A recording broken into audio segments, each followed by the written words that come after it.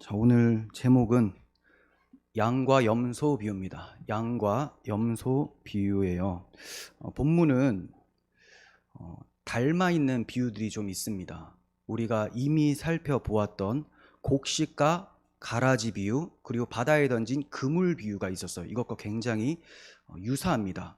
마지막 날에 주님이 오시면 곡식과 가라지를 뽑아내겠다, 분리해 버리겠다라는 거예요. 진짜와 가짜. 그물도 마찬가지예요. 보시기 좋은 고기와 나쁜 고기를 갈라내겠다. 오늘도 양과 염소를 분리시키겠다라는 겁니다. 양은 하나님 보실 때 기뻐하시는 자들을 얘기를 하는 것이고요. 염소는 하나님이 미워하시는 자들, 하나님께 대항한 사람들을 얘기를 하는 것입니다. 일본적으로 이 양, 염소 비유를 우리가 들었던 해석들은 불쌍한 이웃들을 잘 돌보면 천국에 간다라는 거죠.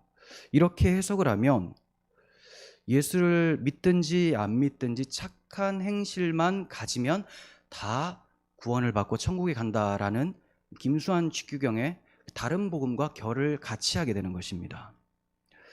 그러니까 명백히 거짓말이죠. 명백히 거짓말. 여러분, 염소가 노력을 하면 양이 됩니까? 불가능해요. 그래서 거짓말이에요. 이것은 그냥 하나님께서 양으로 만들어 주셔야 되는 거예요. 양으로 새롭게 태어나게끔 하셔야 되는 것입니다. 모든 사람들은 죄인, 다 염소로 태어나요. 하지만 예수 그리스도 십자가 공로로 인하여서 다 새롭게 창조가 되죠. 새 창조, 새로운 피조물이 됩니다. 양으로 편입이 되어지는 거예요. 나는 이제 염소와는 완전히 다르다라고 하는 것이 맞는 말이기도 하지만 이전에 내가 염소 같았는데 주의 은혜로 양이 되었다라는 것을 인식하고 이 말씀을 보셔야 되는 거예요. 그렇다면 이런 행위주의로 빠지지는 않게 됩니다. 행위 구원으로는 빠지지 않게 되는 거예요. 그리고 이 비유의 말씀을 사회 정의를 주장하는 사람들이 매우 좋아해요. 왜냐하면 표면적으로만 보면 사회 정의 실현을 주장하는 것처럼 보이고 영생은 마치 선행의 결과로 주어지는 것처럼 보이기 때문이죠. 그러니까 행위 구원, 예수 믿지 않아도 행위를 선하게 가지면 다 구원받는다라고 저들은 해석을 합니다. 이 본문뿐만이 아니라 산상수훈조차도 그렇게 해석을 해요. 산상수훈은 구원받은 자들, 하나님의 은혜를 받고 하나님을 사랑하는 자들이 마땅히 살아가게 될 모습을 나타낸 거예요.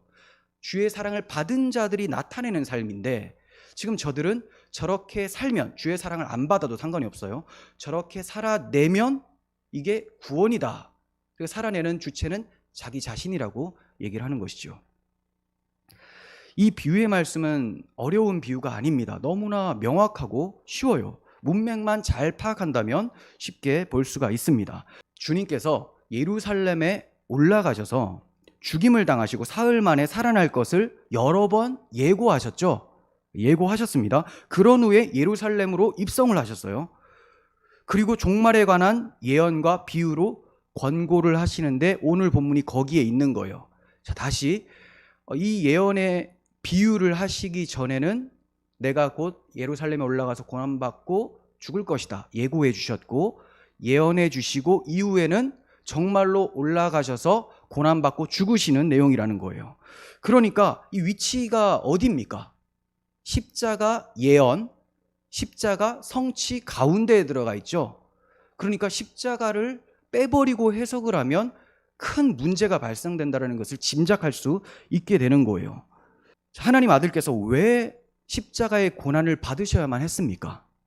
인자가 온 것은 자기 목숨을 많은 사람의 대속물로 주시기 위해서, 십자가에서 죽으심으로 많은 사람들을 구원해 주시기 위해서 오신 거죠. 이미 하나님께서는 창세전부터 이런 구원을 계획하셨어요. 그런데 이런 문맥에서 갑자기 사회 정의, 행위 구원이 등장을 한다. 사실 낄 자리가 없습니다. 그러면 주님이 대속물로 죽으신 십자가의 의미는 뭐가 됩니까? 그러니까 저런 사람들은 십자가 대속의 의미를 전혀 모르고 도살장 신학이라고 비난을 하는 사람들이라는 거예요. 그러다 보니까 이 비유의 말씀도 자기 멋대로 인본주의적으로 사회주의, 공산주의식으로 안경을 끼고 바라보게 되는 것입니다. 자, 이 비유를 말씀하신 주님의 의중을 이제 하나씩 살펴보도록 하겠습니다. 31절 보시면 인자가 자기 영광으로 모든 천사와 함께 올 때 자기 영광의 보좌에 앉으리니라고 합니다. 자, 인자가 자기 영광으로 모든 천사와 함께 오신다. 이건 재림의 때를 얘기를 하는 거죠. 그런데 주님이 오실 때는 영광스러운 모습으로 오신다는 거예요. 자기 영광. 원래 이런 영광스러운 분이신데 이 땅에 처음 오실 때는 어땠습니까? 짐승과 같은 죄인들에게 잡혀 먹으시기 위해서 마구간에서 태어나시고 목수의 아들로서 살아가시다가 그 많은 고난을 당하신 거예요.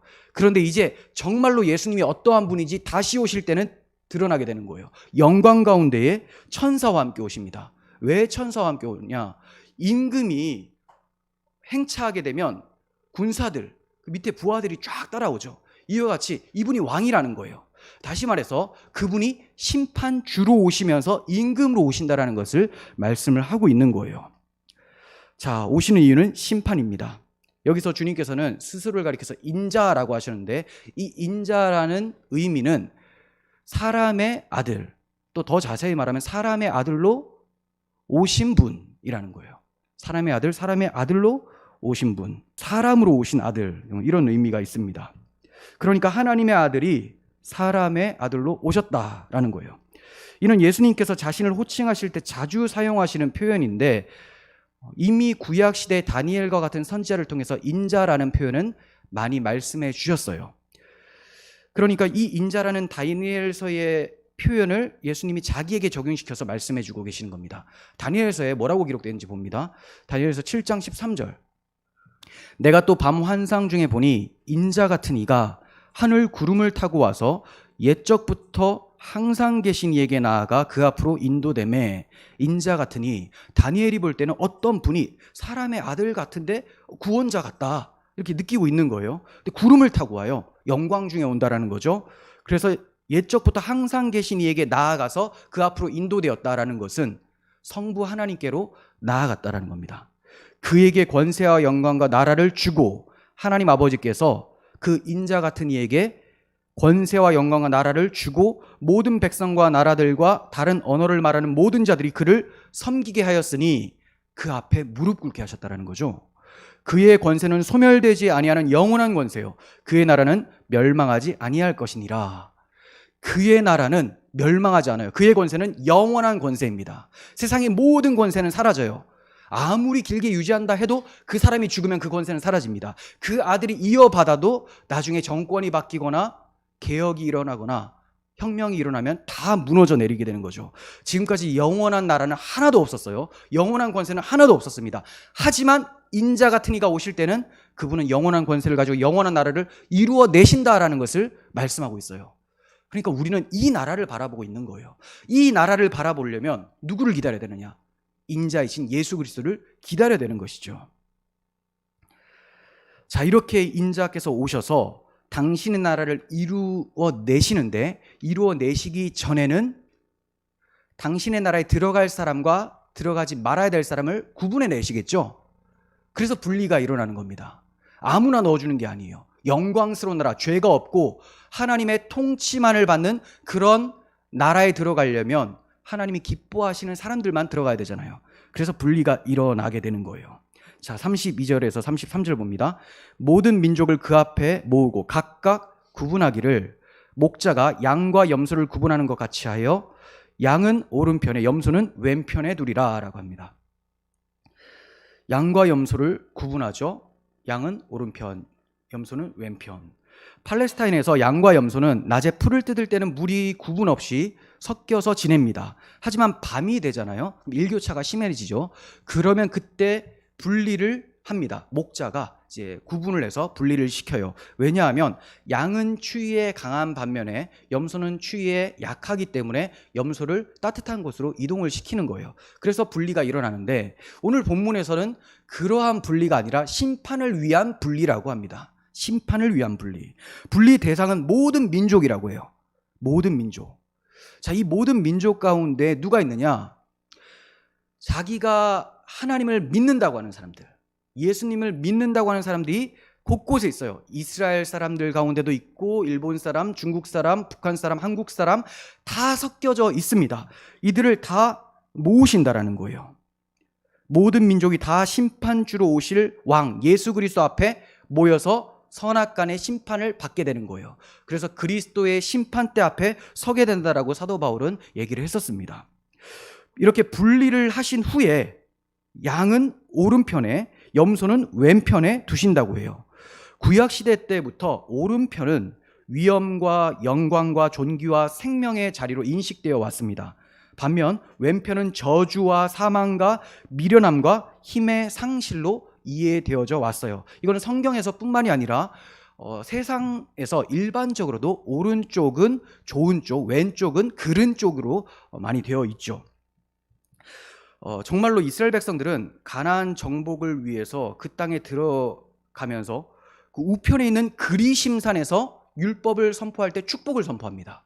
그리고 왼편에 있는 에발산에서는 율법에 기록되어 있는 저주를 선포하게 돼요. 이처럼 오른쪽은 복, 왼쪽은 저주를 나타내고 있었어요. 이러한 분리가, 왼쪽과 오른쪽의 분리가 전 세계적으로 일어날 것이지만 본 비유의 초점은 교회 안에서 일어날 일에 맞춰져 있습니다. 그러니까 분명히 하나님은 전 세계 모든 사람들을 선악간에 심판하실 텐데 가장 먼저 자기의 집, 하나님의 집에서부터 심판이 시작될 것을 말씀하고 계시는 거예요.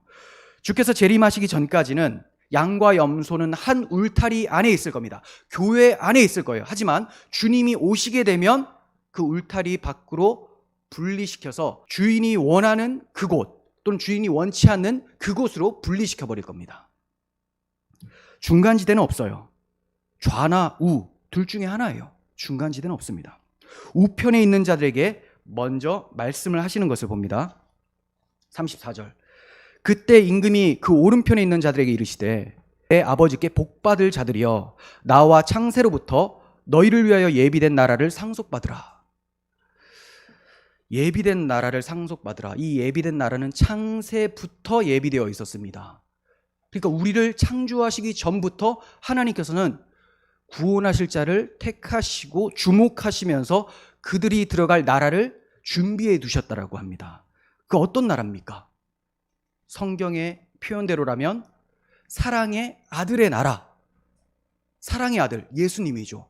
예수님이 우리에게 사랑을 베풀어 주셨는데 그 예수님의 사랑으로 통치함을 받는 나라, 그 나라를 우리가 상속받게 되는 복을 받아요. 그리고 그 하나님의 통치를 즐거워하는 나라입니다. 이 세상에는 하나님의 통치를 즐거워하는 부류가 있고 싫어하는 부류가 있어요.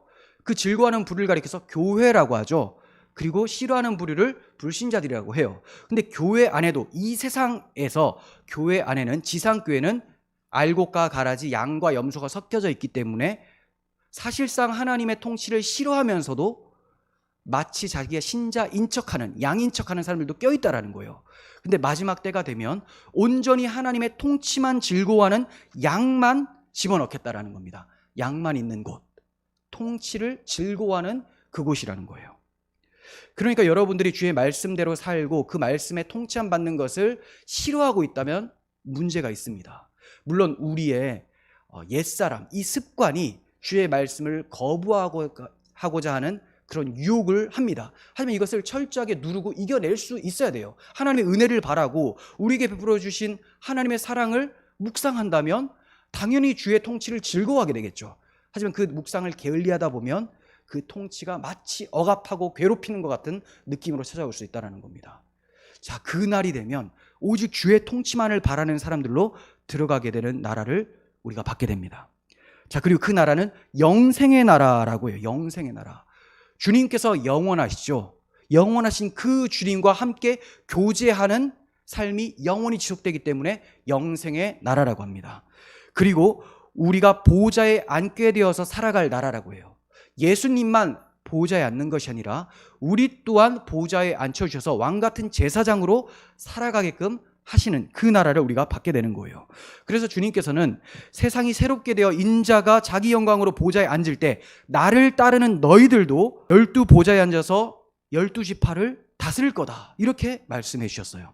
그러니까 우리도 보좌에 앉게 될 그 나라, 어째서 이런 복을 받게 되는 걸까요? 자, 35절부터 봅니다. 내가 줄일 때에 너희가 먹을 것을 주었고, 목마를 때 마시게 하였고, 나그네 되었을 때 영접하였고, 헐벗을 때 옷을 입혔고, 병들었을 때 돌보았고, 옥에 갇혔을 때 와서 보았느니라. 40절, 임금이 대답하여 이르되 내가 진실로 너희에게 이르노니 너희가 여기 내 형제 중에 지극히 작은 자 하나에게 한 것이 곧 내게 한 것이니라. 자, 어떻게 이런 엄청난 예비된 나라를 받게 되는 복을 받았습니까? 주님을 잘 대접했다라는 거예요. 주님을. 그런데 말씀을 잘 보면 주님을 직접적으로 잘 대접한 게 아니라 주님의 형제들을 대접한 것을 주님 대접한 것으로 보신다라고 해요. 여기서 주님의 형제가 누굴까요? 주님의 형제를 지극히 작은 자라고도 하죠. 주님의 형제는 불신자일까요? 아니겠죠. 주님이 불신자한테 넌 내 형제다라고 안 하잖아요. 마태복음에서 그리고 그 외에 복음서에서는 예수님께서 제자들 가리켜서 내 형제다라고 해요. 요한한테는 마리아를 가리켜서 자기 어머니 마리아를 가리켜서 너의 어머니다 이렇게 얘기해요. 자, 그러니까 주님의 제자들을 얘기를 하는 것이고요. 조금 더 넓게 보면 주의 사랑을 입고 주를 사랑하는 모든 그리스도인들을 얘기를 하는 거예요. 그런데 1차적으로는 주의 제자들, 말씀을 맡은 목회자 또는 이제 선교사님들 이렇게 보시면 좋고, 또 목사들, 선교사님들만 말씀 맡은 게 아니라 모든 주의 그리스도인들은 다 사명을 받았잖아요. 그래서 더 확장시켜서 적용하시는 것이 좋습니다. 자, 그걸 어떻게 할 수 있느냐? 마태복음 10장 40절부터 봅니다. 너희를 영접하는 자는 나를 영접하는 것이요 나를 영접하는 자는 나를 보내신 이를 영접하는 것이니라. 자, 그러니까 너희를이라고 하는 것은 제자들이에요. 제자를 영접하면 예수님을 영접하는 것이고, 예수님을 영접하면 보내신 하나님 아버지를 영접하는 것이다 라는 거죠. 41절, 선지자의 이름으로 선지자를 영접하는 자는 선지자의 상을 받을 것이요.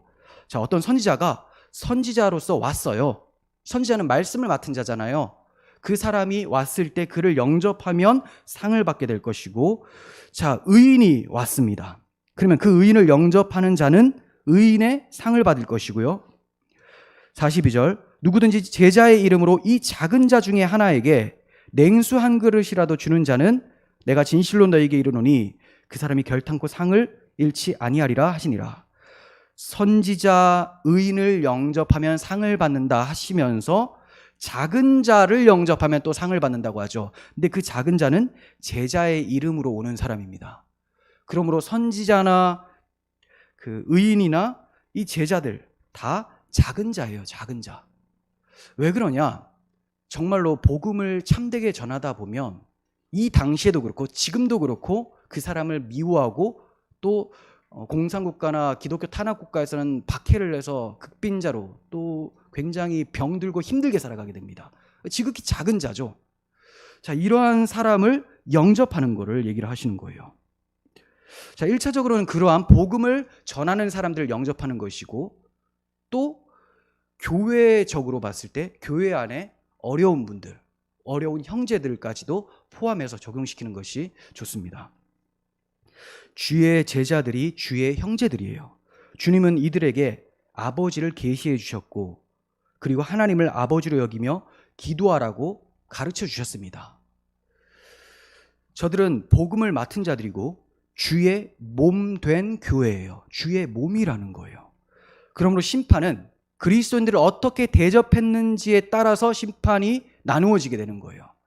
더 구체적으로는 그리스도인들이 전하는 복음을 어떻게 대했는지, 그리고 복음을 담고 있는, 예수의 생명을 담고 있는 자들을 어떻게 대했는지로 심판과 구원이 나누어지게 되는 것입니다. 분명 오른편에 있는 자들은 어려운 형제들에게 대접을 잘 했습니다. 그래서 마치 그 선행으로 창세로부터 예비된 나라를 상속받게 되는 것처럼 보입니다. 하지만 아니에요. 선행 전에 관계가 더 중요해요. 행위 이전에 관계가 더 중요합니다. 주님과 어떤 관계에 있느냐가 상속 여부를 결정하는 거예요. 구원의 여부, 창세전부터 예비해 놓으신 그 나라의 상속 여부를 결정하는 것은 행위가 아니라 관계입니다. 갈라디아서 3장 29절 보시면 너희가 그리스도의 것이면 곧 아브라함의 자손이요 약속대로 유업을 이을 자니라. 유업, 기업, 상속받는다라는 거예요. 어떤 자면? 그리스도의 것이면. 자, 그러니까 관계가 어떻게 돼야 됩니까? 그리스도께로 들어와 있어야 되는 거예요. 그리스도의 소유가 되어야지만 상속을 받는다. 자, 이렇게 상속받는 자는 누구의 자손이 되냐? 아브라함의 자손이라고 합니다. 그런데 우리는 아브라함을 어떤 조상이라고 하죠? 믿음의 조상이라고 합니다.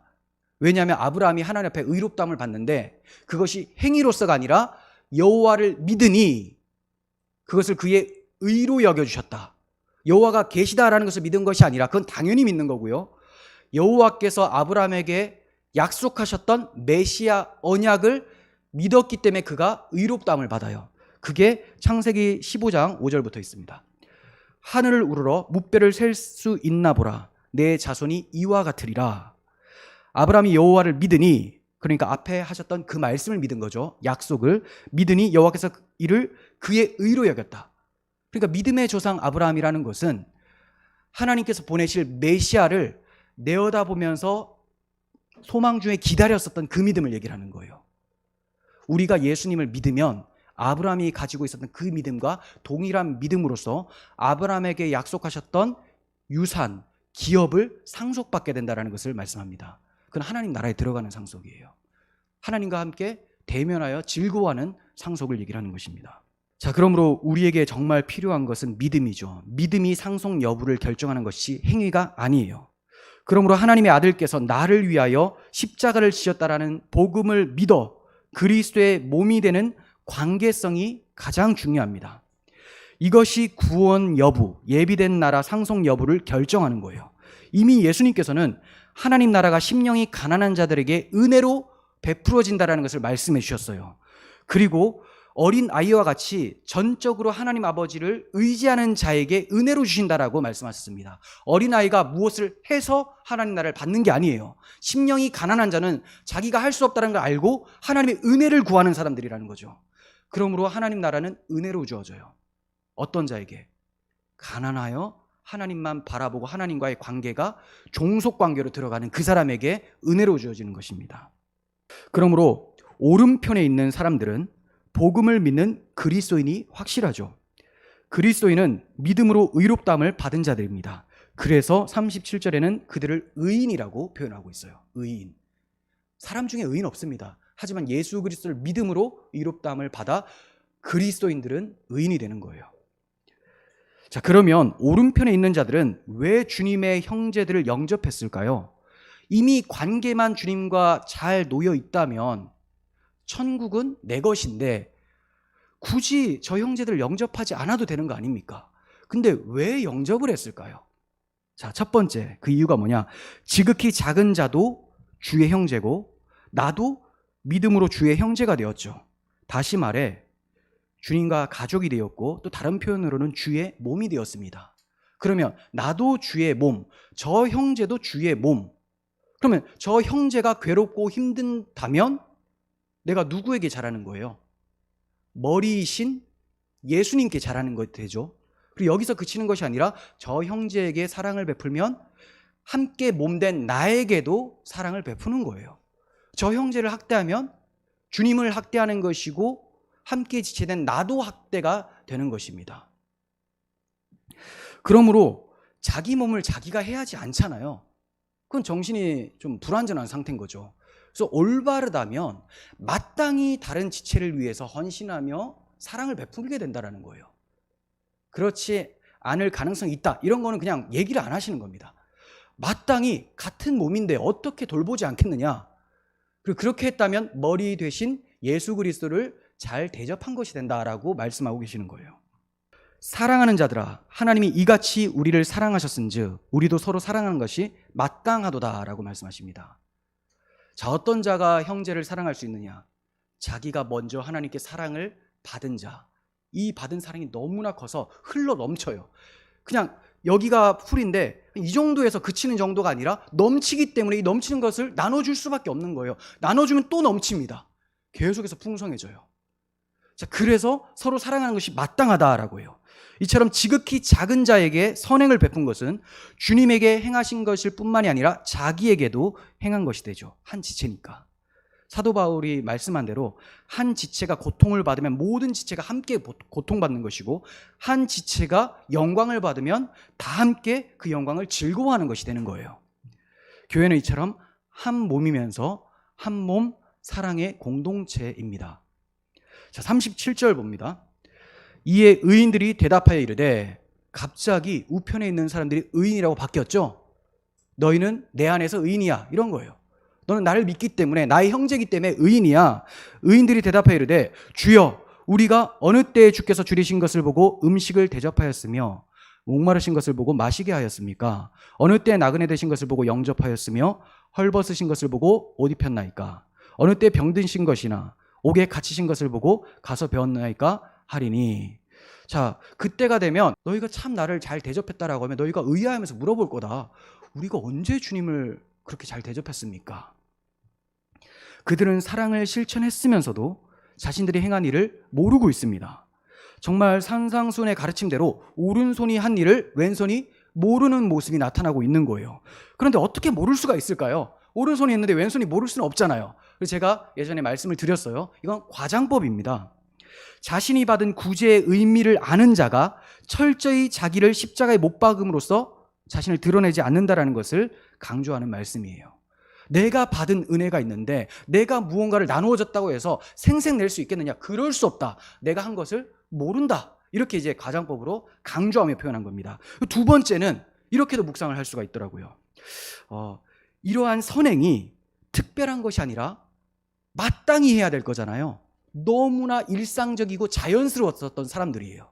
너무나 일상적이고 자연스러워요. 우리 가운데 가장 일상적이고 자연스러운 게 뭐냐? 화장실 몇 번 갔느냐? 그리고 밥을 뭐 먹었느냐죠? 여러분, 3일 전에 드셨던 메뉴가 생각납니까? 여러분, 오늘 화장실 몇 번 갔습니까? 이런 것도 잘 생각이 안 나요. 왜? 너무 자주 일어나는 거니까. 너무 자연스럽게 일상적인 거니까. 저들에게는 하나님의 사랑을, 받은 사랑을 흘려보낸 것이 너무 자연스러웠다는 거죠. 그래서 알지를 못해요. 특별한 나를 난 모르겠어요. 어느 때에 내가 했습니까? 라고 말을 하는 거죠. 이게 바로 교회예요.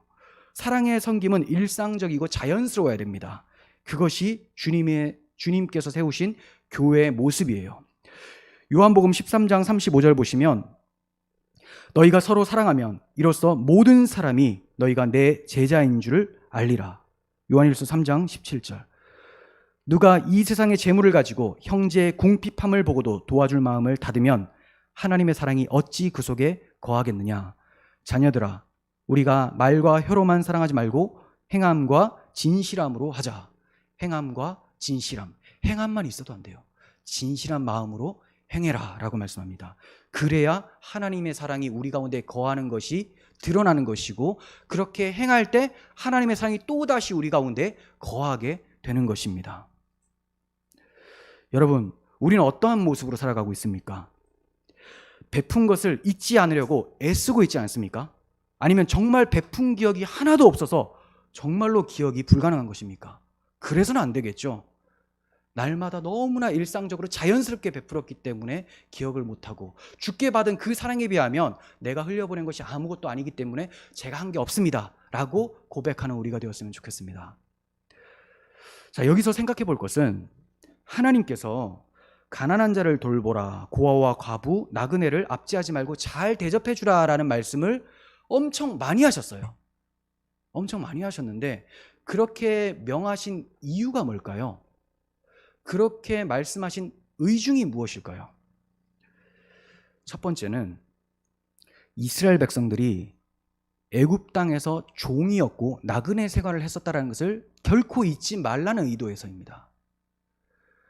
고아와 과부, 나그네, 가난한 자를 잘 대접해 줌으로써 내가 저러했었던 사람이었는데, 내가 애굽 왕 바로에게 너무나 압제당하고 힘든 사람이었었는데, 하나님이 그 크신 은혜로 어린 양의 피로 십자가의 보혈로 나를 구원해 주셨으니 내가 저에게 학대하거나 압제하지 않는 것이 너무나 당연하고, 그뿐 아니라 오히려 사랑을 베풀어야 되는 것이 마땅하다라고 기억하라는 거예요.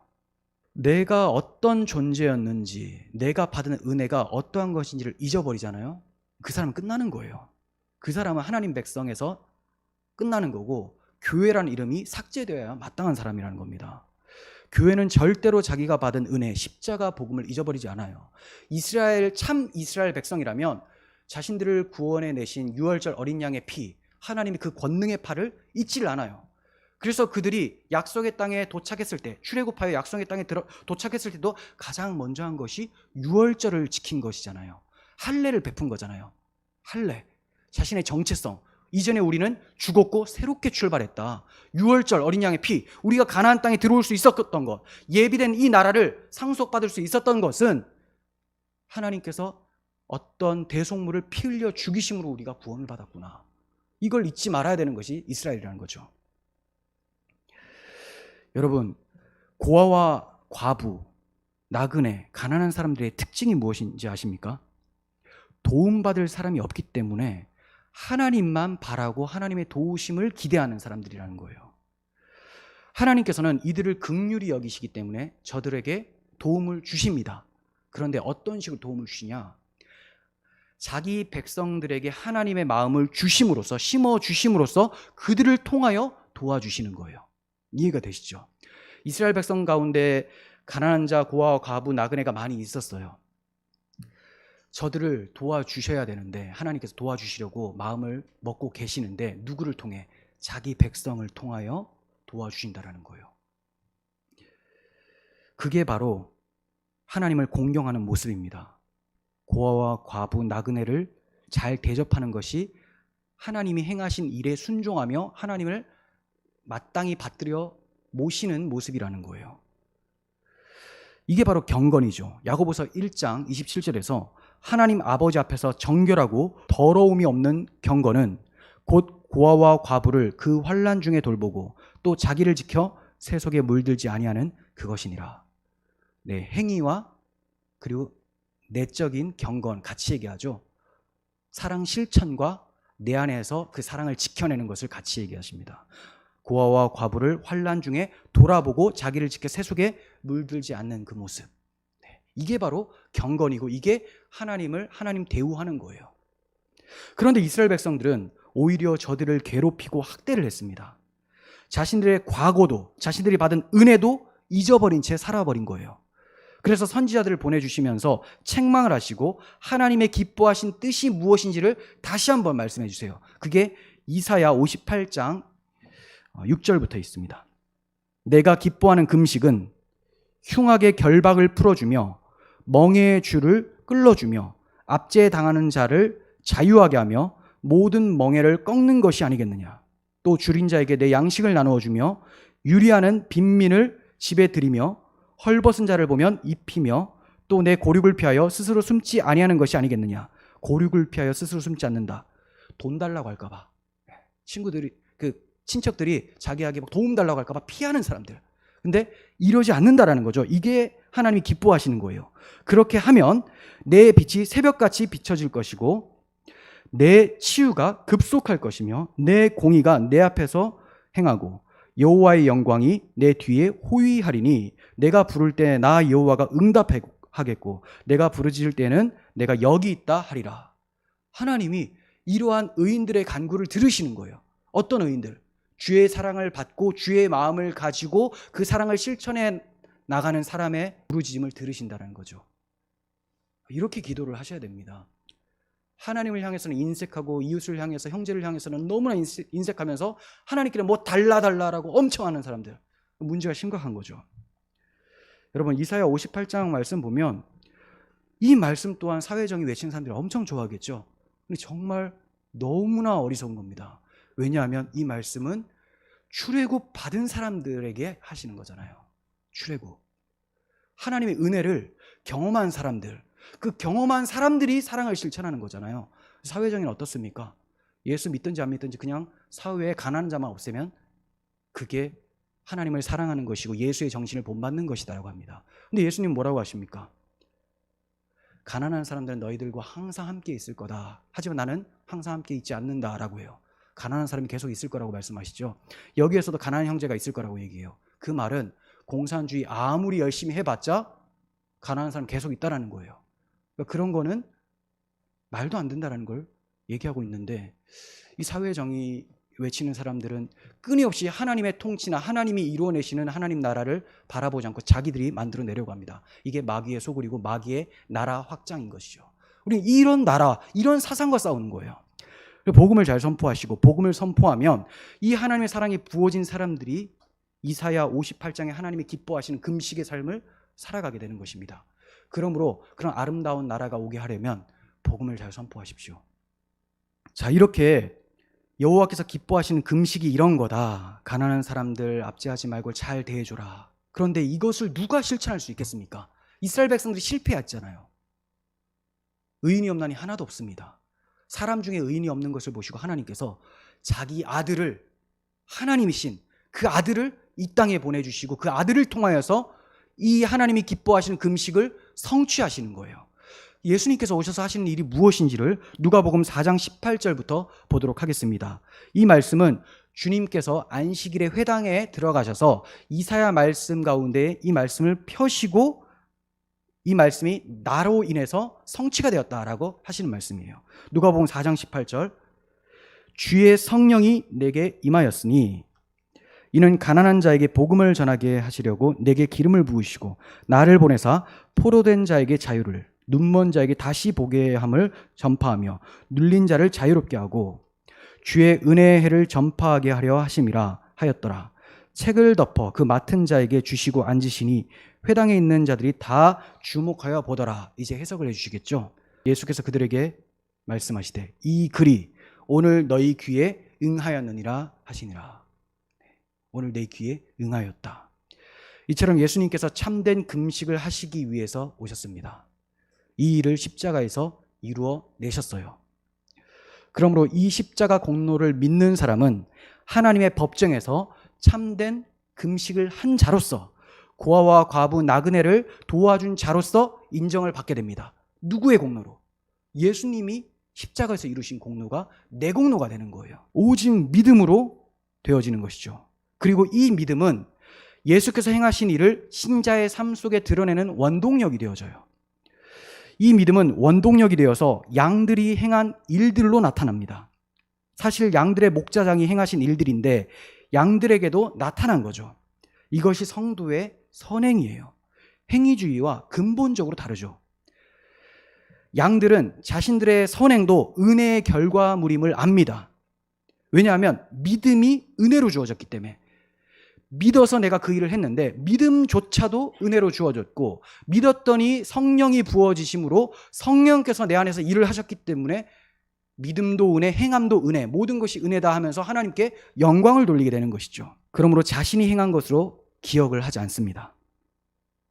가난한 자, 고아와 과부, 나그네를 돌보라 하신 의도를 정리해 보면 첫 번째는 나 자신을 알라는 거예요. 나의 비참함과 나그네됨과 소망 없음을 먼저 알고, 두 번째, 그러므로 하나님의 뜻을 이루신 주님을 믿어 죄사함을 받고, 세 번째로 그 믿음으로 주님의 삶을 살아내는 것, 이것이 주님의 의도였습니다.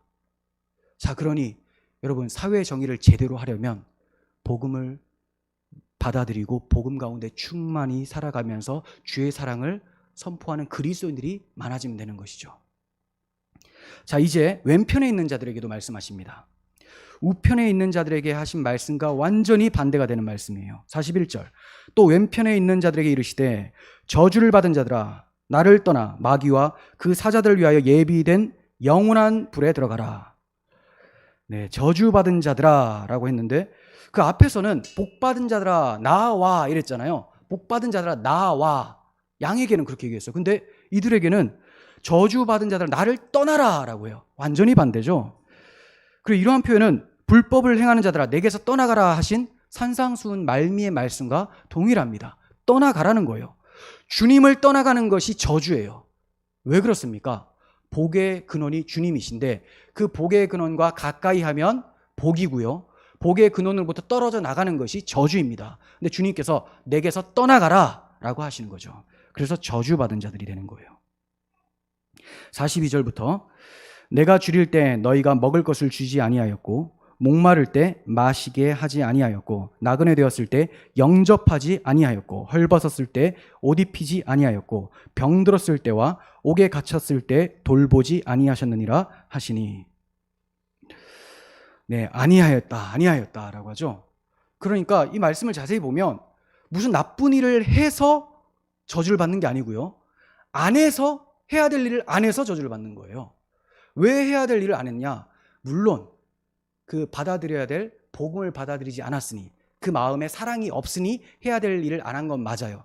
하지만 일단 표면적으로 보면 할 일을 안 했기 때문에, 선행을 베풀지 않았기 때문에 저주를 받은 것이죠. 여러분, 주를 영접한 참 교회는 악한 일을 안 하는 데 그치는 것이 아니라 선행을 하는 데까지 이른다는 것을 말씀하시는 거예요. 그게 복음의 능력이죠. 하지 말라는 것만 안 하는 게 아니라 하나님이 기뻐하시는 것까지 적극적으로 하는 것, 이게 복음을 가지고 있는 사람들의 특징이에요. 하지만 율법주의자들은 뭐라고 합니까? 혼나지 않을 정도로만 했는데 그것이 혼날 짓이 되는 거예요. 그래서 그 달란트 비유에서도 한 달란트 받고 싹 숨겨놓잖아요. 혼나지 않으려고. 그 일이 혼나게 되는 일이 되는 겁니다. 해야 될 일을 안 했기 때문에. 44절에서 45절 봅니다. 그들도 대답하여 이르되 주여, 우리가 어느 때 주께서 줄이신 것이나 목마르신 것이나 나그네 되신 것이나 헐벗으신 것이나 병드신 것이나 옥에 갇히신 것을 보고 공양하지 아니하더이까. 이에 임금이 대답하여 이르시되 내가 진실로 너희에게 이르노니 이 지극히 작은 자 하나에게 하지 아니한 것이 곧 내게 하지 아니한 것이니라 하시니라.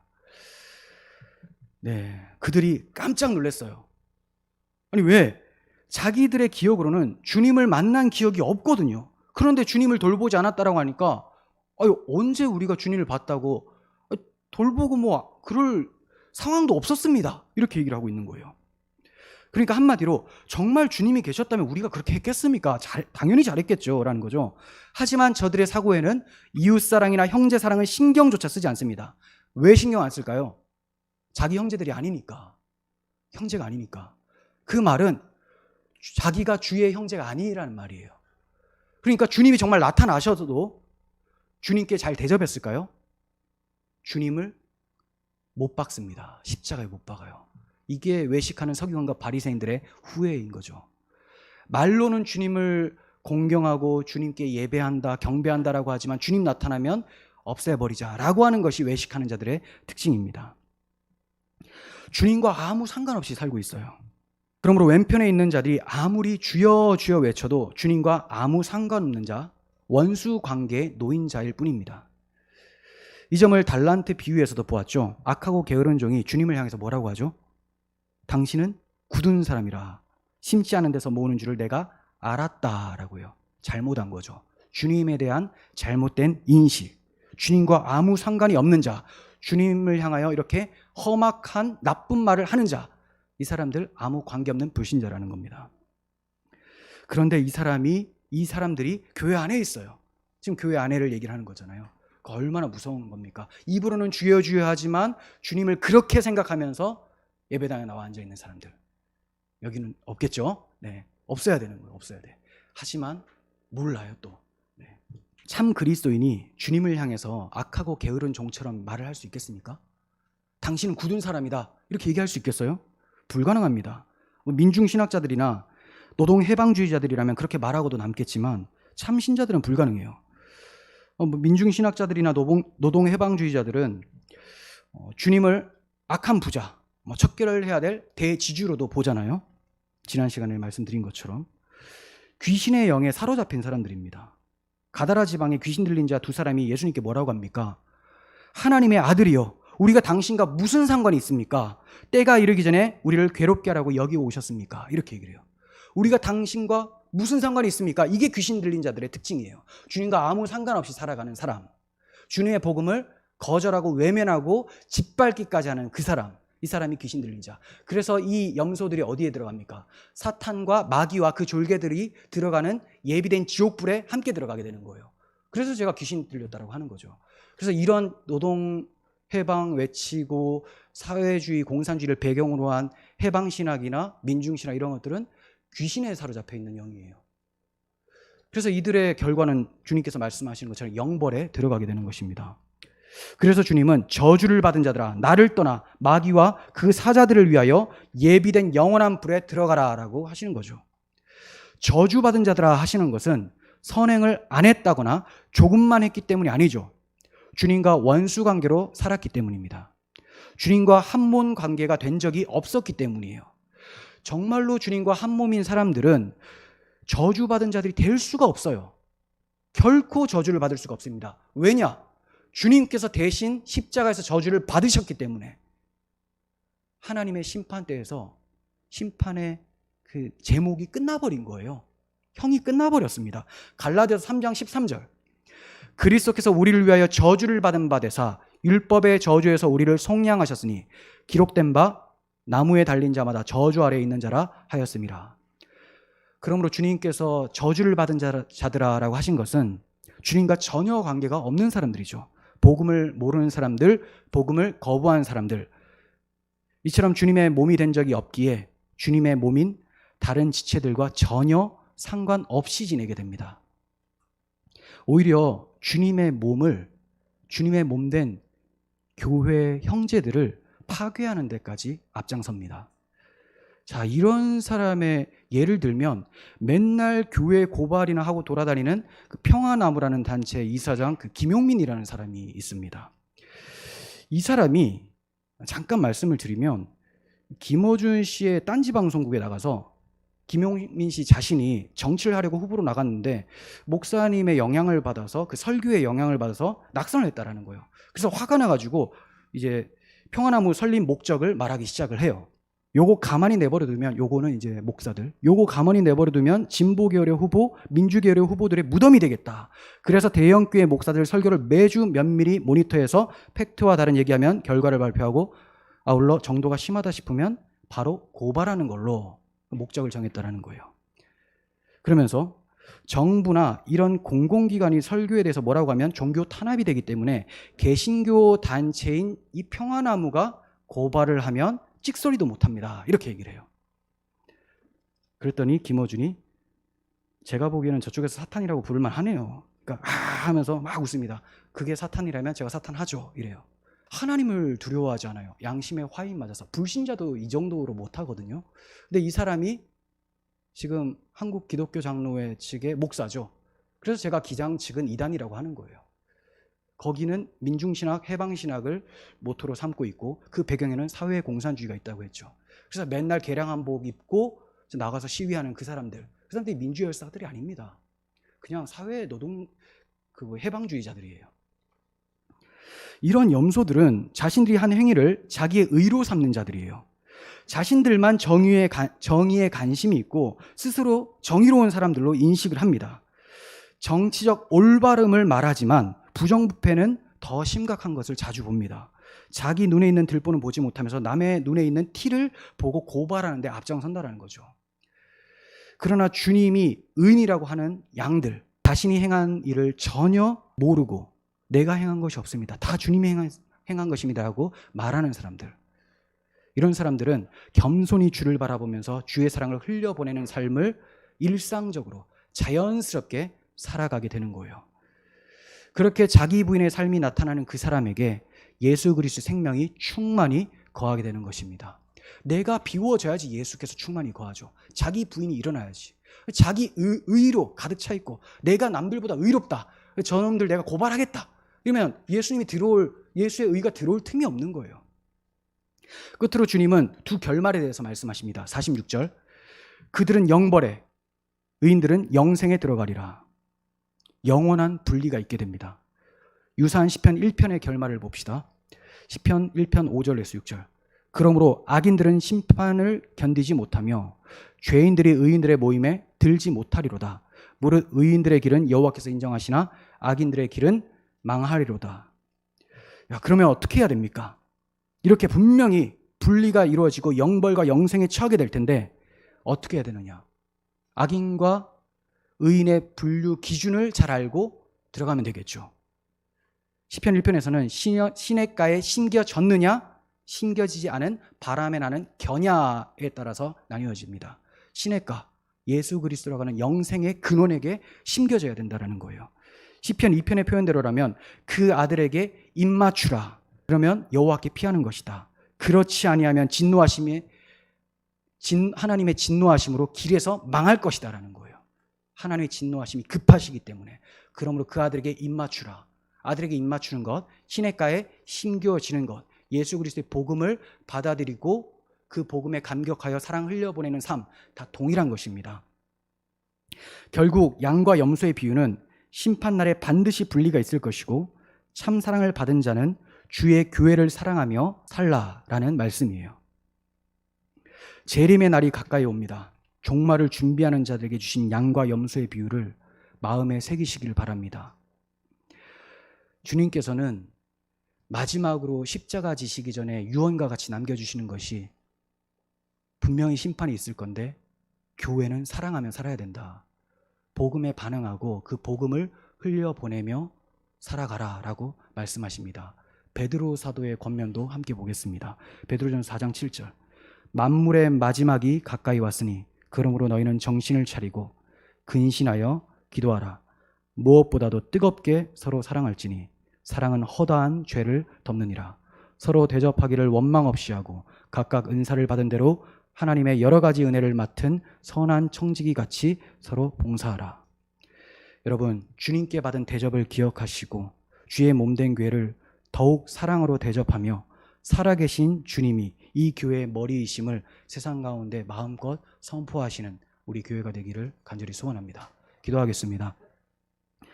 하나님 아버지, 저희가 염소였습니다. 그러나 예수 그리스도의 피 흘리심의 공로로 양이 되었고 이제 하나님의 음성을 쫓아 살 수 있게 되었습니다. 하나님께 받은 은혜가 너무나 큽니다. 그 은혜 잊지 않게 하시고 교회 가운데 힘든 자들, 연약한 성도들, 형제들 사랑으로 대접할 수 있도록 도와주시옵소서. 또 저희들이 복음 들고 나아가는 목사님들, 선교사님들 많은 어려움을 받고 있어서 지극히 작은 자로 보이는 그분들을 잘 대접할 수 있는 사랑이 저희 가운데 넘치게 하여 주시옵소서.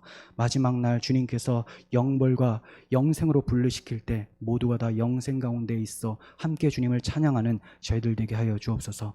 우리 구주 예수 그리스도의 이름으로 기도합니다. 아멘.